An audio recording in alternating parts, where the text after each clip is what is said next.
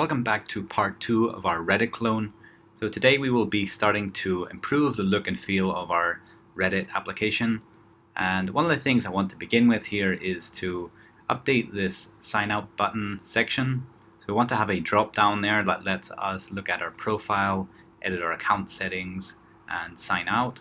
So something like this on Bootstrap will be what we will use. But before we get into that, I want to give a shout out to Scout APM for sponsoring this video. If you want to improve the performance of your application and eliminate bugs, check out their link in the description below and get a 14-day free trial. So back in our application now, I'm just dropping in this Bootstrap template code for the drop-down menu. And we will keep our existing sign out link, but we will apply the drop-down item class that we are seeing here on this existing links, these dummy links. So we'll use the same class for this, and we'll duplicate this and change the description on these links. We'll have a profile, we'll have a settings page. So we'll use the devise link for this, edit account registration.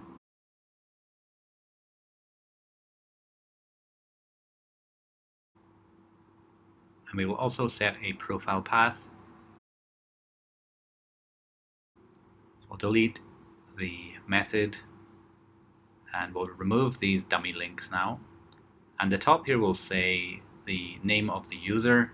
So we want to output the user's name.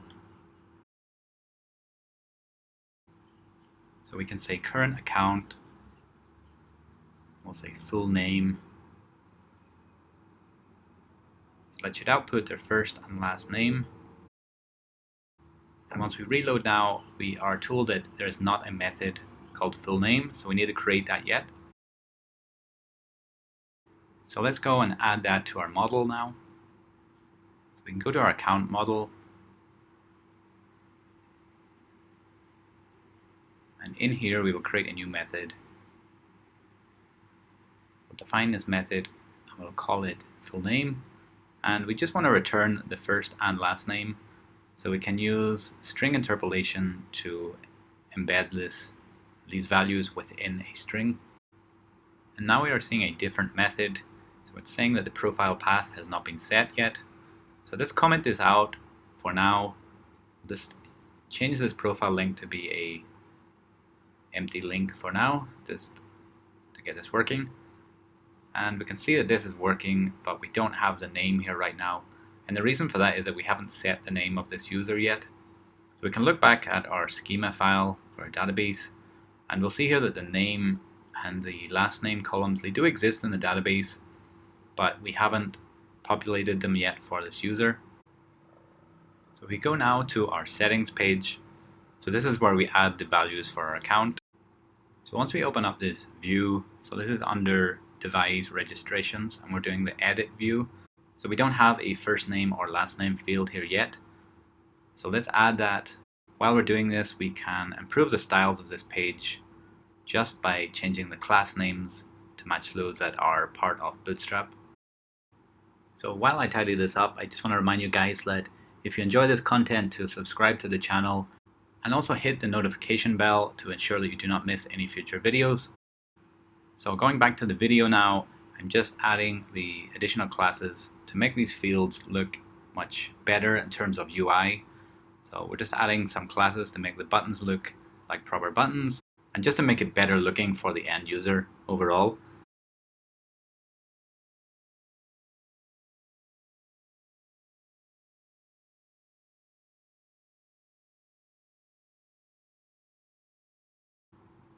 So now once we reload the account page, these fields are looking a lot better.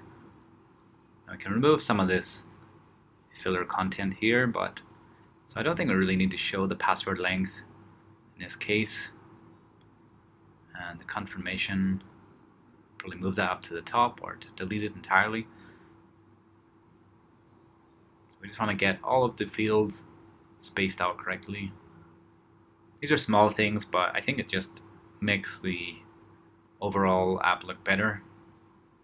I think we should have made this to be form group instead of form input. Okay, so this should help Okay, it's looking pretty good right now. So now let's add our first and last name fields.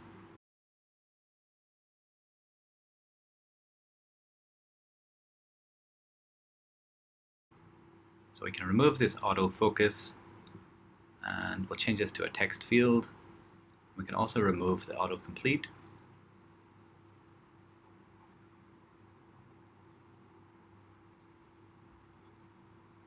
So we'll just change this to last name.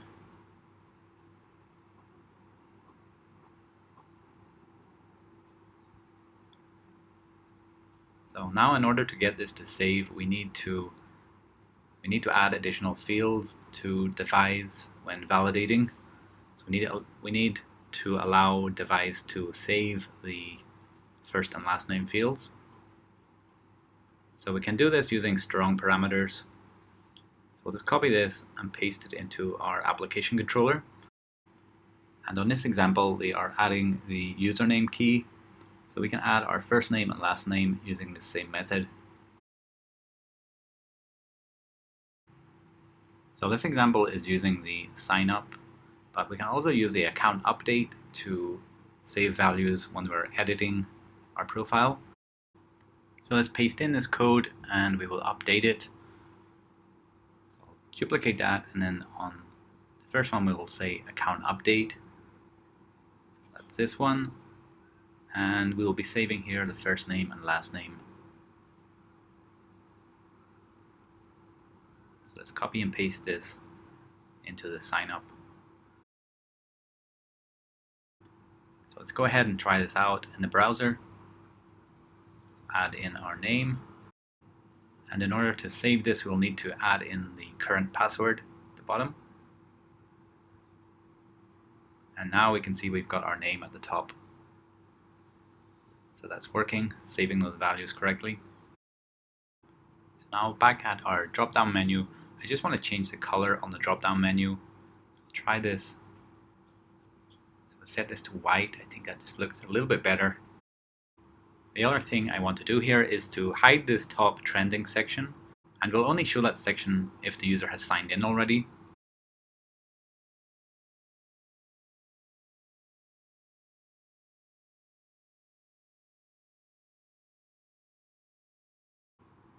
So let's change this to unless signed in. So if they're signed in, we will not be showing that top section. And when we look at Reddit, we can see that they have this dark background color that offsets the posts. It makes things look a little bit better in terms of the UI. So we can quickly see what posts there are. They stand out against the background. So let's try to do something similar here with our own application. So within our application file, I'm going to wrap this container inside a section tag and give it a class of bglight. So this is a class that's already defined in Bootstrap to give a gray color.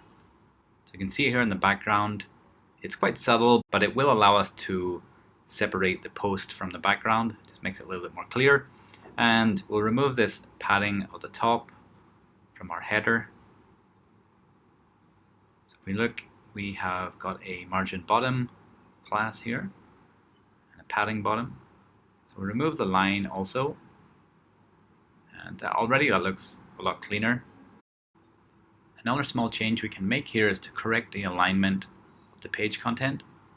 So it looks like we have this div at the top wrapping all of our page content. So let's just delete that. I think it looks like we have a duplicate container tag.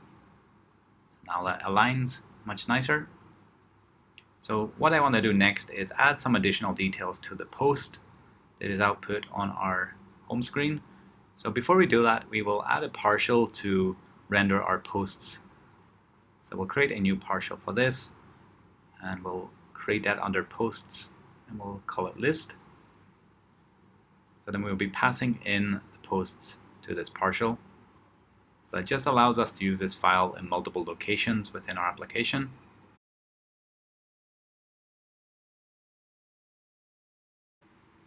So now I will paste in the code from our posts loop. So we're just going to change this to use the posts that we pass in. And it looks like we have forgotten to declare the values as locals. So in order to use it within a partial, we need to wrap it in this locals tag. So now it's working. So we want to output some details about the post. So who created the post, what community is it created within, and how long ago was it posted. So let's try to output some details for that now. We can access details about who created this post by typing post.account. In this case, we will display the full name. And we will use the time ago in words helper to give us a value for when the post was created. So we're passing in the post.created at timestamp. And now we can see that this post was created 2 days ago. So let's output the name of the community. And we can access that by typing post.community.name. So now we can see the name of the community is part of the post. But it would also be nice if we can click on this and it takes us to that community. So let's add a link. And while I'm here, I'm going to make this text smaller. So this is not really the most important information. Obviously the name and the title of the post is more important. So let's make this small. And I'm going to add a link also to the name of the user who's made the post. So we'll add a profile URL, profile path here. So I don't think we have a link for this yet, this profile URL, but we'll get one set up now in a few minutes. So let's go down and look at our routes file, and you can see here that there are no profile links already created in our routes file. So let's create one, create a GET request, and we will use the username as part of the URL for that profile.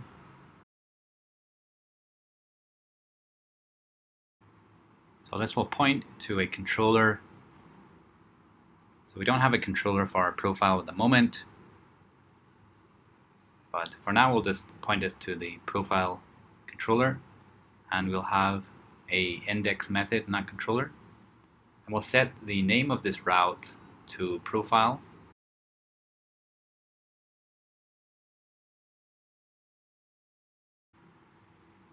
So now let's go back to our posts partial. So this is the list partial under the posts folder in our views. We'll just change the URL here to the profile path, and we're passing in the account username.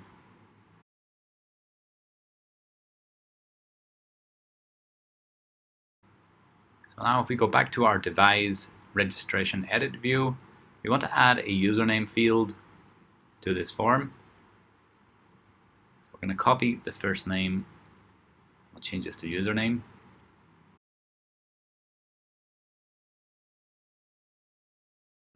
We can also validate it here, the presence of. We'll validate the presence of the first name, last name, and the username.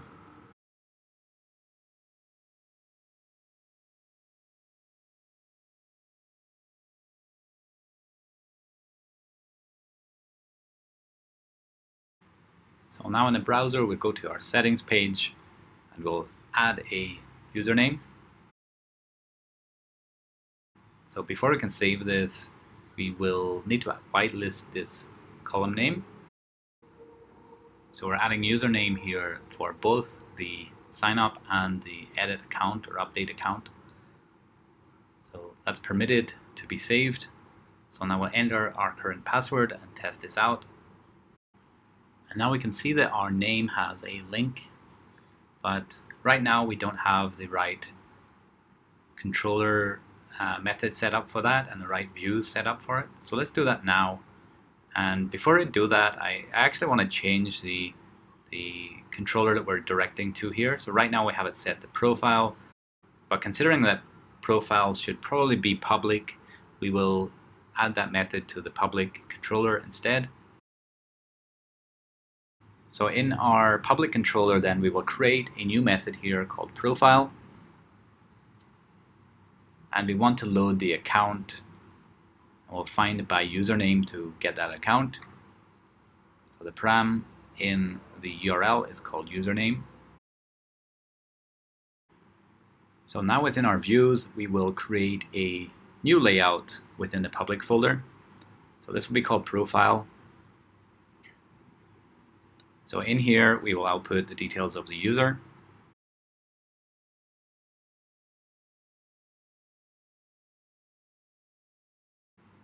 And I'm going to make a 2-column layout for this.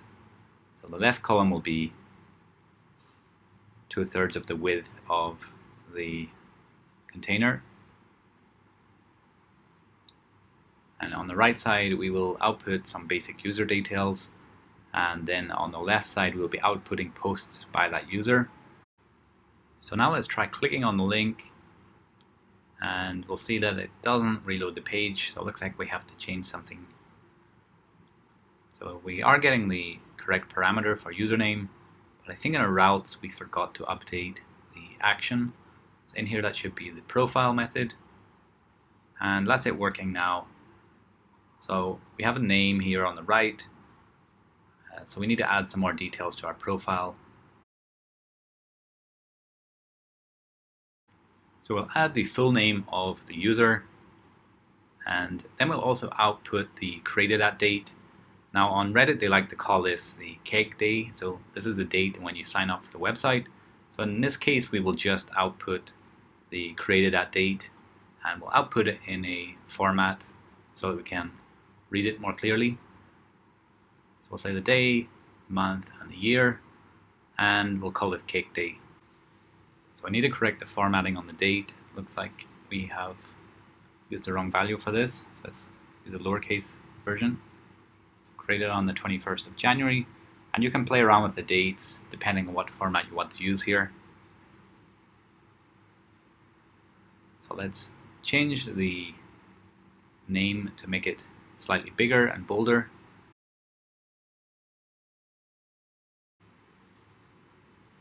So now let's add some additional dummy data here for now. Just put in some dummy text.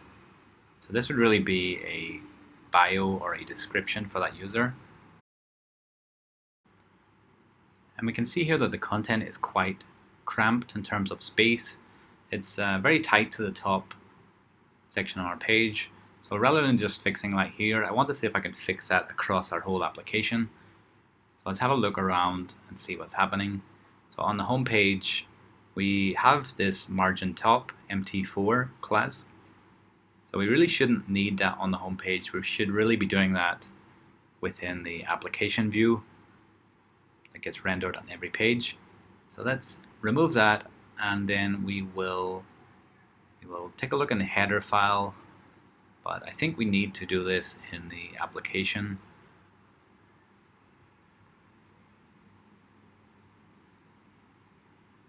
So we could do something like margin bottom, but it's not really fixing the problem here. So within our application, our layouts application view, so we'll go to the div that wraps the yield method, and we will just add the padding there. Add a padding to the top, and we can see that applies to other pages of our application. So now let's go back to the public controller, and in our profile method, we will output the posts that this user has created. So we want to display those on their profile. And then within the profile view, we can render the posts list partial.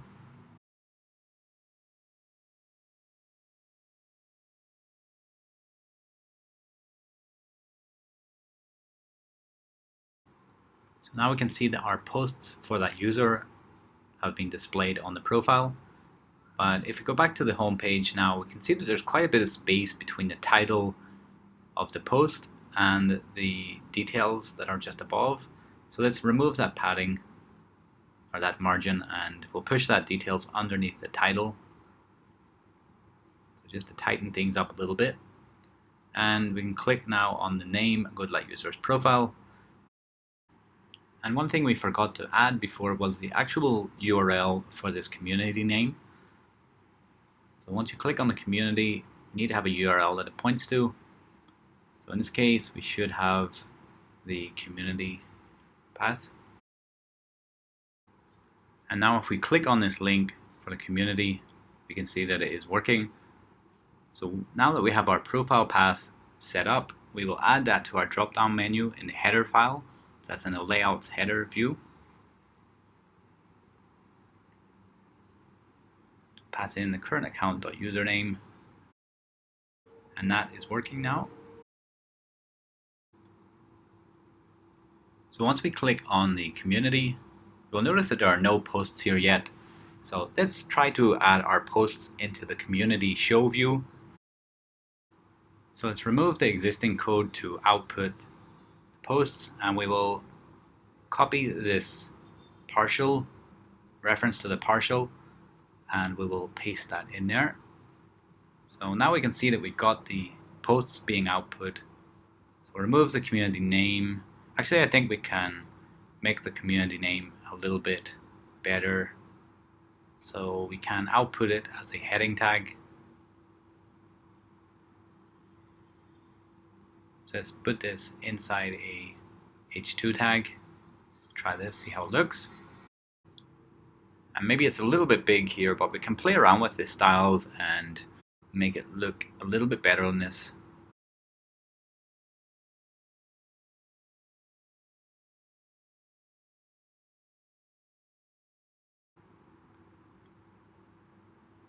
And again, just to copy the home layout, we will add a 2-column layout to this page.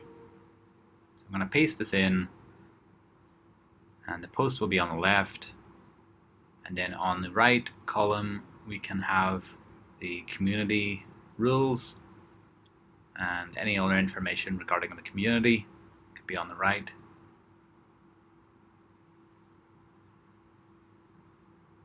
So already that's a little bit better. I think that we can probably improve that further, but for now it's okay. So the next step I want to take is to create subscribers. So we want to be able to subscribe to the communities that we want to contribute to or post to.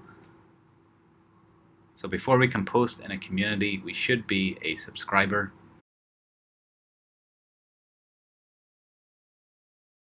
So this table will reference the account and the community, and will also include this timestamps of when a particular user has subscribed to that community.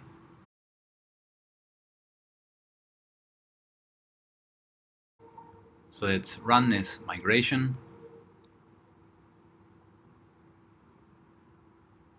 And now we will set up a model for our subscriber. So call it subscription.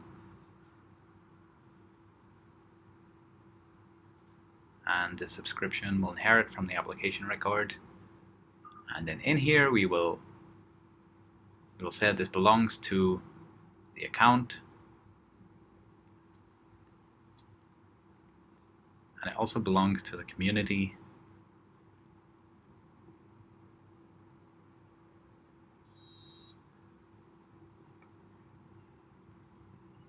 So going to our account now, we can say that each account has many communities. So there's one mistake that I'm noticing that we've made so far, and that is the naming of the subscribers. And in fact, in our migration we called it subscribers, but in our model we've called it subscription, and I think subscription makes more sense. So let's roll back our migration and fix this issue. Now off video here, I did try to debug this for a few minutes. That's why you're seeing some things in the terminal, but basically we can just roll back this migration, and that should hopefully solve our problem.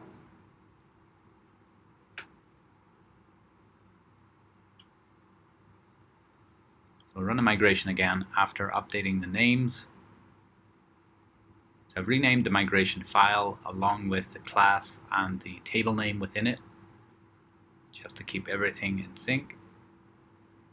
And now we will try to grab the subscriptions from that community. And we can see that it is working this time.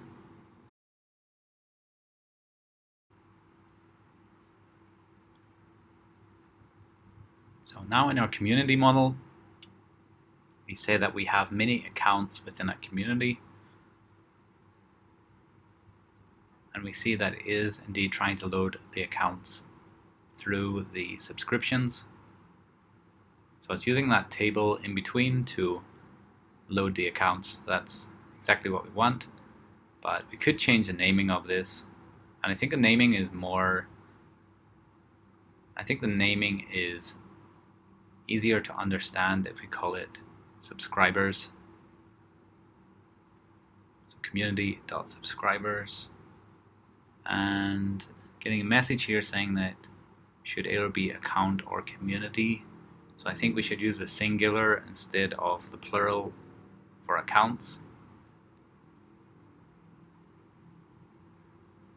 Let's try this out. We'll reload. Try once more, and that is working this time. So you can see that community.subscribers does indeed try to return all of the accounts.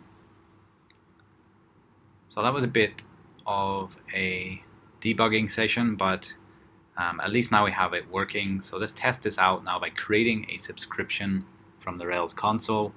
So I'll set a dummy subscription using the first account that we have with a ID of 1 and the first community. So the ID of 1 for that community too. So now if we run the subscribers, we do indeed get that user back.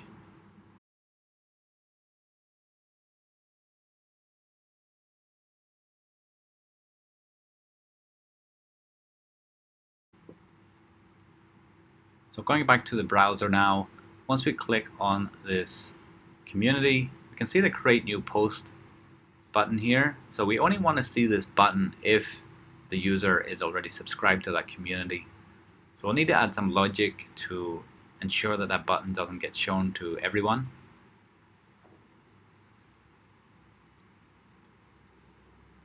So in this case, we want to make sure that they are also signed in already and a member of that community.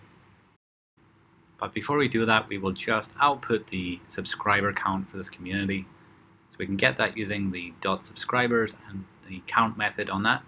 So we're going to output the subscribers in this community on the right side of the 2-column layout. So we'll say members, and we'll put the number right in front of it. So at the moment we've got 1 member. So we want to make sure that the wording of this is correct. So if it's 1 member, they shouldn't have the S on the end, shouldn't be plural. So we can use a pluralized helper for this. And if we just delete the S on the end of this, it should work. So when it's 1 member, it's correct. Let's test it with more. Okay, so that's working correctly. Now let's add some details for this community. So it'd be nice to have a summary of this community. So if we look at our schema file, we can see that we don't have anything in here for that. We just have a rules text column. So let's create a migration. Rails G migration. We're going to say add description to add summary to communities, and this will be a text column.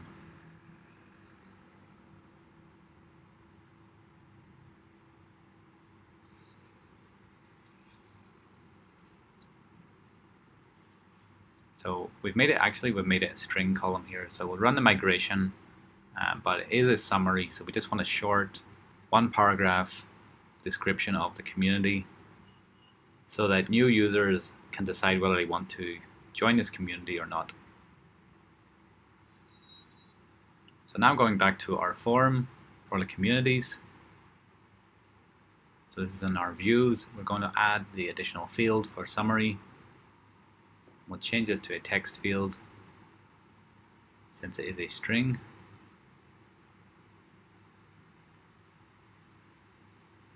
Right now we don't have a way to edit this community. So as a temporary solution, we can update the summary for this community within Rails console. So let's try that out. So we'll load the community, and we'll say .update, say the summary, and then we'll just input some dummy text here.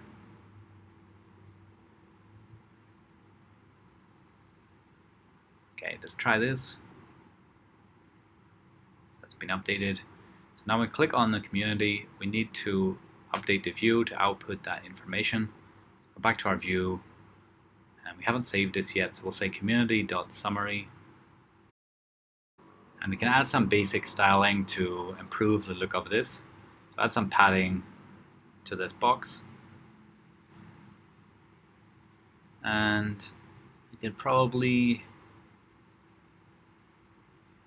move this into a paragraph. We'll set a margin.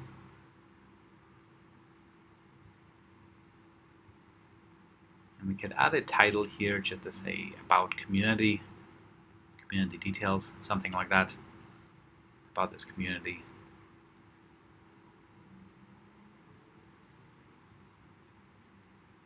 Again, we're not going to worry too much about styling here, but just to make it passable.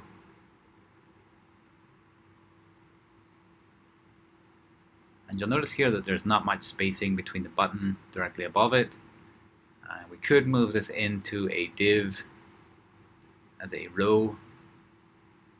So this button at the moment is just floated to the right at the top of the page. So I'm going to copy some of the layout code. I'm going to put this in a column. In fact, we can move the community name into a column too. So we can take that up, move this to the, we could do it full width, but I think moving this to a column, a smaller column on the right, will be better. And we'll put the community name on this left column.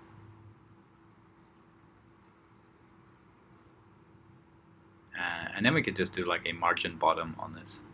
So again, it's just enough to make it look reasonable. I don't want to spend too much time on the styling, but I think it looks good enough for now. And we can also add a conditional here to say that if the user is subscribed, then we will show this create new post button. So we'll have to add a logic in the back end for this yet, but we'll just use this isSubscriber instance variable for now, and then we will go ahead and set that in the controller. So back in the controller now, let's add a new value. So it's either going to be a true or false value that this isSubscribed is returning.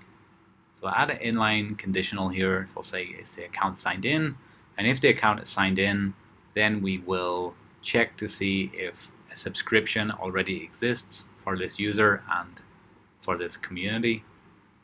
So pass in a community ID, and we'll also pass in the account ID, which is our current account.id. And then we're just going to run the .any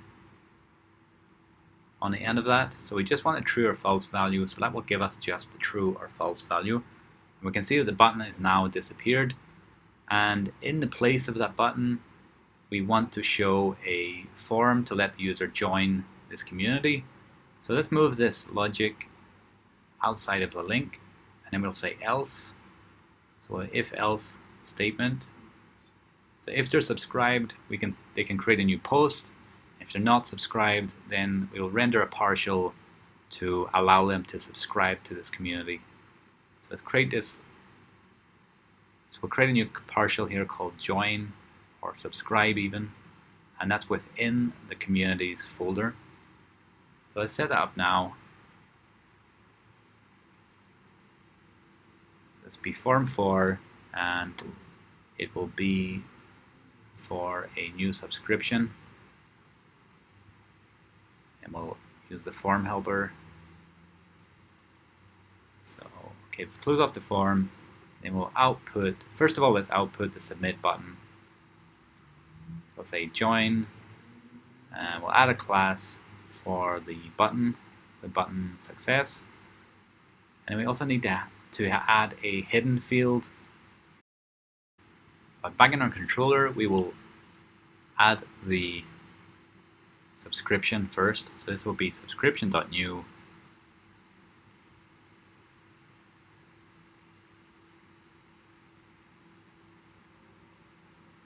So we're saying that there is no subscriptions path. So we need to go to our routes file within the config folder. We'll say resources. We're creating new resources for the subscriptions. So we can see that the join button has now been added. So I want this button to be floated to the right. So we'll add a class for floating out to the right. And it looks very small, so let's just say join community to make this button a little bit wider.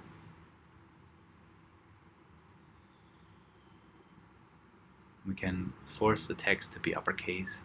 So now let's go ahead and add our hidden field. So the hidden field will contain the value for the community. So it'll be a community ID. And we'll say the value is community.id. Okay, so we're going to be passing in this community ID as a local variable. So let's add that now. So this is back in our community show view. It's like community.id. And we can inspect this now to make sure that this is set correctly. So we can see the value is set here for the community ID, so that looks correct. Now we need to go back to our controllers and set up a new controller for creating a subscription. So say the subscriptions controller is inheriting from the application controller, and let's create a new method here for the create. So the create method gets called once we hit that submit button.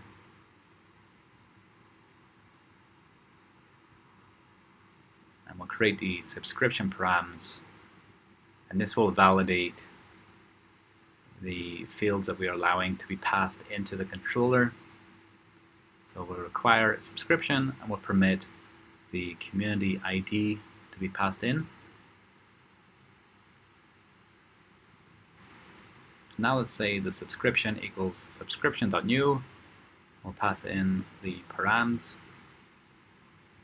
that are whitelisted in this method, and then we will call the subscription.save. So if the subscription is saved, then we will redirect the user back to that community. So once I get redirected back to that community, then they can go ahead and create their first post. We can actually move this redirect to outside of the if-else statement, and we can probably remove this conditional altogether. So we'll just call the subscription.save, and then afterwards we'll redirect the user back to that community. So one thing we need to add here is the account ID, and that will be the current signed in user, in which case we can get that using current account.id. So let's reload the page, and we will give this a try. So we've got 0 members right now, and now we've got 1 member. You can see the new create new post button. So that part's working correctly. So by hiding and showing this button, it does help to streamline the user workflow, but what would happen if we delete this subscription and we access the post directly? So we could go /posts/new. So it'd be communities/1/post/new. So if we access it directly, we can still see this form, and that's something that we need to fix because we don't want users to be able to bypass our button in this way just to create posts. So we can validate that. So we can copy this is subscribed code that we've created, and we'll paste that into our post controller. So let's set a method for this. say before action, and we will want to authorize that user, to authorize that subscriber in this case, and that's going to be before the new post. So let's paste in the code, and we can tweak it slightly here. So we're going to assume that they're already signed in as they do anything on this controller. If they do anything in this controller, they will have to be signed in already. So we can remove that.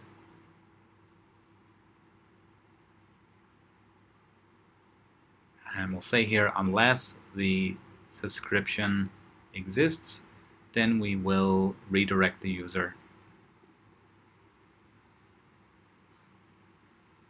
So we can redirect them back to the root path. And even though we don't have flash messages set up yet, we'll just create one anyway in case we want to add that later. So we'll say you're not authorized to view this page. So now if we reload, okay, it looks like we made a mistake here. So the community has not been set at this point. So we can use the parameters, copy this params community ID, and just drop that in here. Let's try this once more. So you can see this automatically redirected us once we reloaded the page.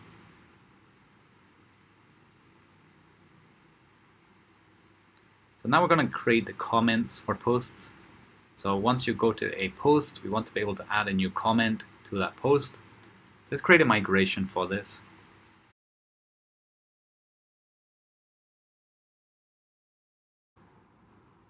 So now within our migration file, we want the comment to be referencing the account of the user and also the post for which the comment is being attached to. And then finally, we will also record the timestamps.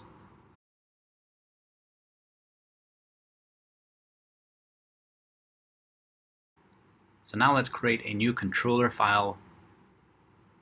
So this will be comments controller.rb.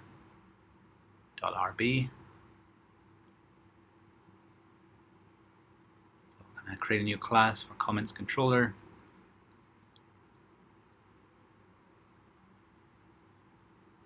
So let's create the create method first. Define the create method. So we'll say comment equals comment.new, and we will use the comment params. We'll set those up now in a moment. So let's create a new method for the comment params, and this will be to whitelist the parameters that we want to use. So it will require us to have a comment, and then within the comment we will permit the message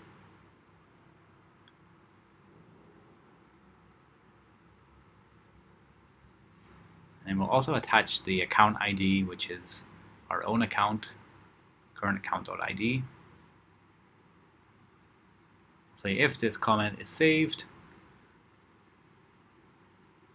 and in this case we want to return the response in JavaScript, but before we do that, I think we can wrap this in a respond to block. So let's say respond to, and we'll pass in the format.js. I'll move this code up.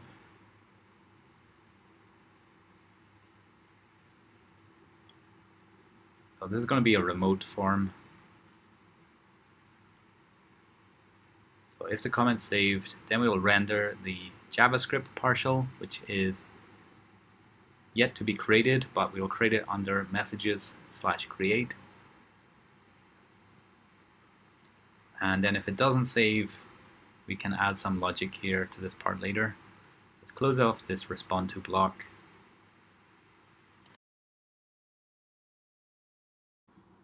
And then we can also permit adding the post ID to our comment params. So now let's create the model for our comments.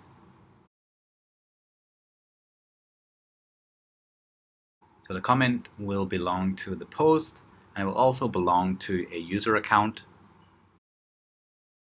And we'll add some basic validation to validate the presence of the message field, the account ID, and the post ID. So these are required before the comment can be saved. Now within our post model, you can say that the post has many comments. And then within our account model, we can also have many comments based on that account.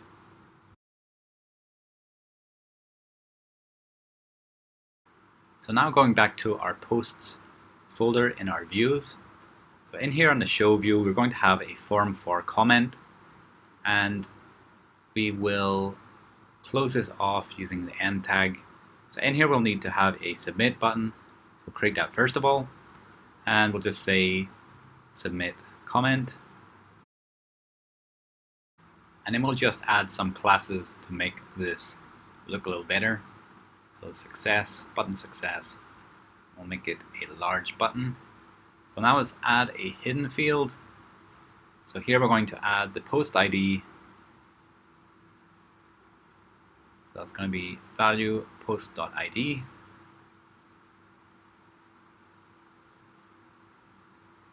And then we will have our text area. So this is going to be our message. We have some placeholder text here just to say your comment goes here. Close that off. And again, we'll just add a class to make this look a bit prettier on the front end. So it's saying we don't have the comment set right now, so let's add that to our controller. So in the post controller, show view, say comment equals comment.new. That should work. And we are missing the path in our routes. So let's go back to our routes file, config routes. We'll add the resources for comments. We'll say only for create. So we don't need the show view for the comment. Okay, so it's looking a little bit big, this button, so let's remove that class. And we can also add some top margin to this using the MT class. So now we'll have so add a header here just to say leave a comment.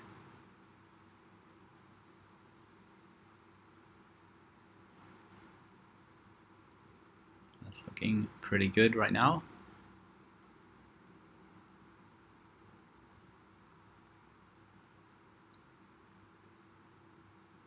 We'll also want to output the existing comments on this post. So let's use a partial for this. We'll pass in the comments that we want to output. And we'll also want to wrap this in a div. Give us an ID. We'll call this post comments. The reason we want to use this div is we're going to replace the contents of this div later after we submit a comment. We don't need to worry about that right now, but let's go ahead and iterate over the list of comments. So I can say comments.each to comment, and then we will output the comment.message, and we'll use a simple format helper to output this into paragraphs. So just above the comment text, we will output the name of the account who created the comment. Say account, comment.account.fullname, and then we will link back to that user's profile. So since we're linking to the profile, we need to pass in the username. So we can get that using comment.account.username. So let's wrap this in a div to allow us to control it a little more in terms of styling.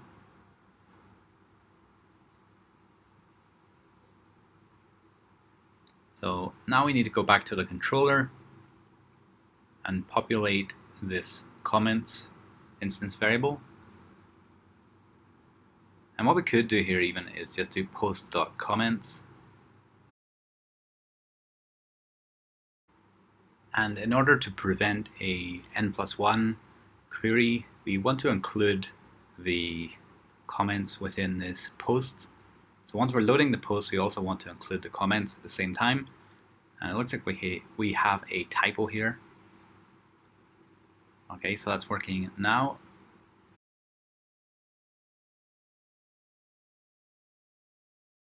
So now going back to our comments controller, I just want to update the name of this partial. So we're going to create a folder called comments, and in here we'll have a JavaScript file for the crate. So it'll be crate.js.erb extension. So to test this is working, we will output to the console log in the browser.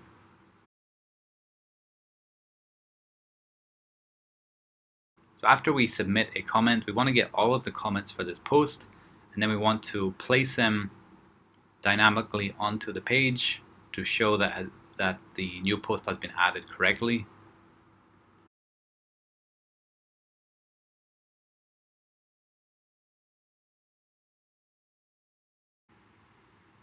So since this file does end in .erb, even though it is a javascript.erb file, we can embed Ruby code inside it. And in this case, we're going to pass in a render partial command. So we're using the escape JavaScript helper to get the contents of this partial, and then we will embed it dynamically into the HTML of the page. So in order for this to work, after we save the comment, we'll have to load the comments from this post. So we'll say comment.where, pass in the post ID. So let's try this out in the browser. So we'll create a dummy comment, and I'm going to open up the console to see if our JavaScript file gets run. Now we've got an error here and it's saying unknown format, and the reason for that is that we forgot to add a remote true value to our form.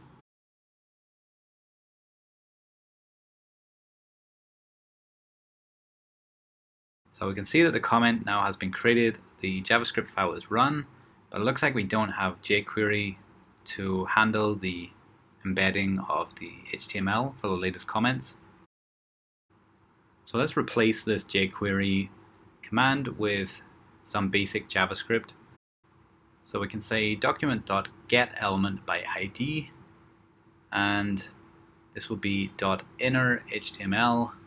So this should output into the browser without any JavaScript framework being used. So let's try this once again, and this time we can see that it is working and we're getting the result in real time. So we can delete the console log. So just to round off this video, we can create some additional posts to fill out the content in our application. So let's create some new posts. Once we submit this, we can see that it has been posted, and we can leave a new comment on this new post, and that's working. So we can also go directly to our community, and we can even set up a new community just to test that out. Let's create a dummy community, and we'll add a description or a summary, some basic rules, and we've got that created. So now we have to join it in order to post. So now we've joined, we can post.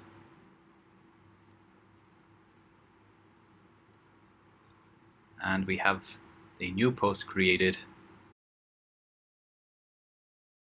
And now once we go to the home page, you can see that there are posts from different communities, all based on the timestamp when they were created. So that's pretty much it for this video. But if you do want to get a more advanced version of this Reddit clone, I will be selling it on my website, so do check that out. It's better styling, just easier to use overall. So I will drop a link in the description below if you're interested in that. And aside from that, I want to give a shout out to my sponsor for this video. Scout APM is a great choice for Ruby on Rails apps if you want to improve the security of your app, track down performance issues and memory leak. Check out the link in the description below and get a 14-day free trial. But other than that, I just want to thank you guys for watching and have a great day ahead, and I will see you all in the next video.